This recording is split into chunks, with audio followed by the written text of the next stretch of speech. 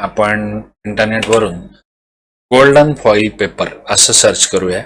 तर त्यातून मला हा जो एक पेपर मिळालेला आहे हा आपल्याला पाहिजे असलेल्या रिझल्टच्या जवळपास आहे.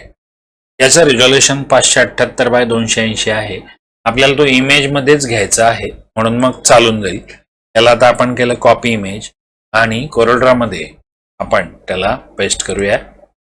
तर याला आपण थोडंसं खेचलं तरी चालेल. मित्रांनो, आपण जी एक व्हॉट्सअपची पोस्ट आहे या व्हॉट्सअपच्या पोस्टमध्ये दिगंबर भाऊ पाटील हे कसं केलेलं आहे ते करण्याचा प्रयत्न करत आहोत. याच्यामध्ये एक एक्सट्रूड वापरलेला आहे. तुम्ही एक्सट्रूड वापरण्याच्या ऐवजी सिंपल एक ब्लॅक कलरचं सेम कॅरेक्टर कॉपी करून पेस्ट करून टाकलं तरी ते जास्त चांगलं दिसेल.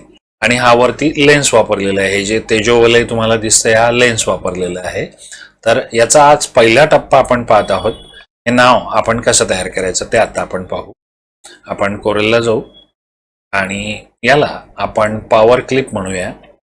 याला शिफ्ट पेज अप म्हणूया म्हणजे ते कॅरेक्टर पुढे येईल. याला आपण एक कॉपी करून पेस्ट करून ठेवून देऊ मागच्या शॅडोच्या इफेक्टसाठी. अगोदर आपल्याला पिक्चर सिलेक्ट करावं लागेल. त्याला राईट क्लिक करून पॉवर क्लिप इनसाइड आणि मग हे कंटेनर द्यावं लागेल म्हणजे फॉईल पेपर त्याच्या आत चालला गेला. मला आउटलाईन नको पाहिजे असेल तर आउटलाईन नो आउटलाईनवर मी क्लिक केलं आणि हे नाव मला त्याच्या मागे पाहिजे तर शिफ्ट पेज डाऊन ही कमांड दिली. याला आपण आउटलाईन देऊन पाहू कसं दिसतंय ते. ते करण्याच्या पूर्वी आपल्याला हे जे मध्ये लाईन्स दिसत आहेत हे नको दिसायला पाहिजे. Object shaping weld. तर त्यामध्ये हे कॅरेक्टर युनिकोड फॉन्ट वापरताना ही एक अडचण नेहमी येते की अशा थोड्या थोड्या अडचणी आपल्याला सॉल्व्ह कराव्या लागतात.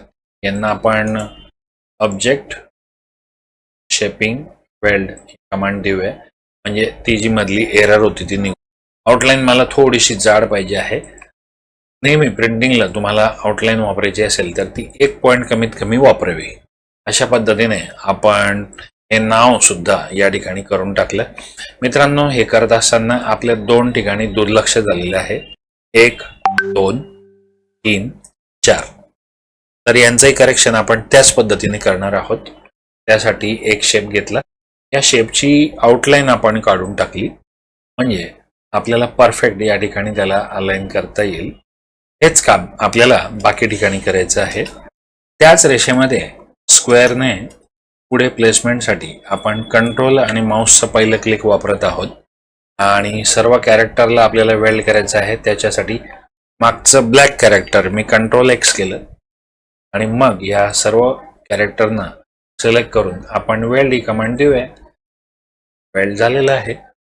तरीही या काही जे एरर्स राहिलेले आहेत यांना काढण्यासाठी शेप टूल घेऊन पण इथले नोड सिलेक्ट करून मायनस या बटनवर क्लिक केलं तर हे ॲडिशनल नोड निघून जातील.